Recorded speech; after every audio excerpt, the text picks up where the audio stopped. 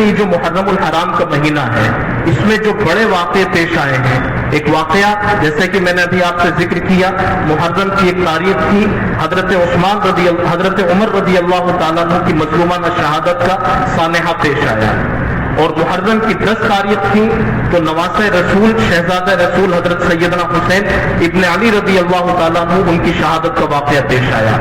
یہ 2 بڑے واقعے اس مہینے کے اندر پیش آئے ہیں۔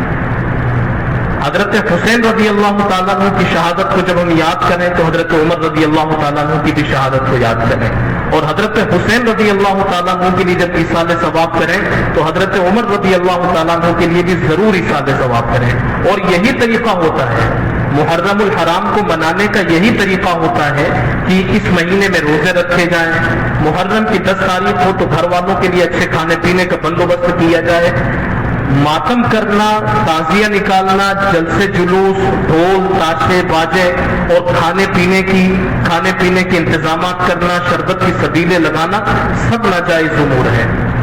اللہ تبارک و تعالیٰ ان سے ناراض ہوتے ہیں، بلکہ علماء نے تو یہاں تک لکھا ہے کہ محرم کے مہینے میں اور خاص طور سے محرم کی 10 تاریخ کو کالے کپڑے پہننا بھی جائز نہیں ہے، اس لیے کہ کالے کپڑے پہننا یہ ماتم کی نشانی ہے، نوحہ کی نشانی ہے، اور کسی شہید کی شہادت پر ماتم نہیں کیا جاتا بلکہ رشک کیا جاتا ہے، کہ جیسے اللہ تبارک و تعالیٰ نے حضرت حسین رضی اللہ تعالیٰ عنہ کو 10 محرم الحرام کو شہادت کا موقع نصیب فرمایا، ایسے ہی اللہ تبارک و تعالیٰ ہماری زندگی میں بھی شہادت کا یہ موقع نصیب فرمائے اور ہمیں بھی وہ مقام نصیب فرمائے۔ تو کسی کی شہادت پر ماتم نہیں کیا جاتا بلکہ شہادت کا موقع تو ہوتا ہے رشک کرنے کا،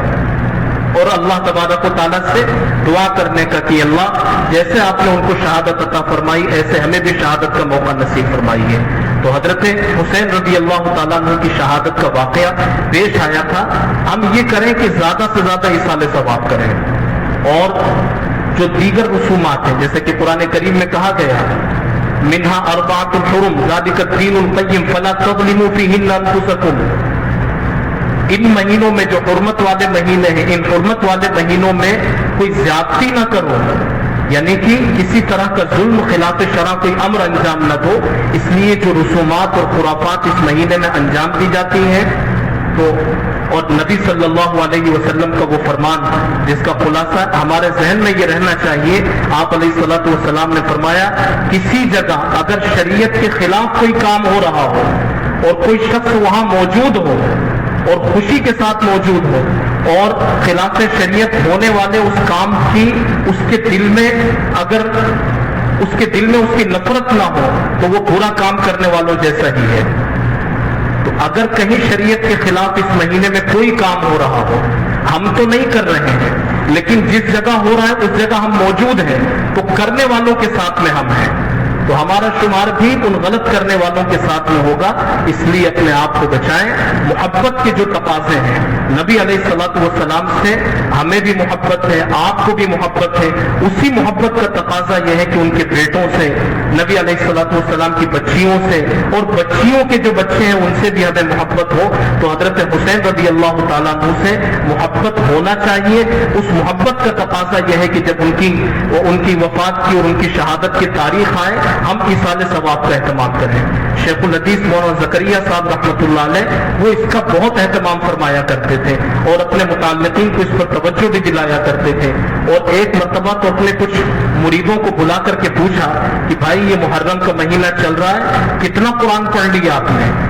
شہدائے کربلا جو 72 لوگ شہید ہوئے ہیں نبی علیہ الصلوۃ والسلام کے خاندان کے، تو کربلا کے شہداء کے لیے تم نے کتنا قرآن پڑھا؟ پھر خود فرمایا کہ الحمدللہ میں روزانہ قرآن کریم پڑھ کر ان کے لیے ایصال ثواب کرتا ہوں۔ یہ کرنے کے کام ہے، درود شریف پڑھیں اور درود شریف پڑھنے کے ساتھ ساتھ خوب قرآن کریم پڑھ کر کے ان کے لیے ایصال ثواب کریں۔ اللہ تبارک و تعالی ہم اور آپ کو کہنے سننے سے زیادہ عمل کی توفیق نصیب فرمائے، اور اس ماہ مبارک کی جو عظمتیں ہیں وہ عظمتیں ہمیں نصیب فرمائے، اور جو پیغام اس ماہ مبارک سے لینے کے ہیں اللہ وہ پیغام ہماری زندگیوں میں شامل فرمائے۔ وآخر دعوانا الحمدللہ۔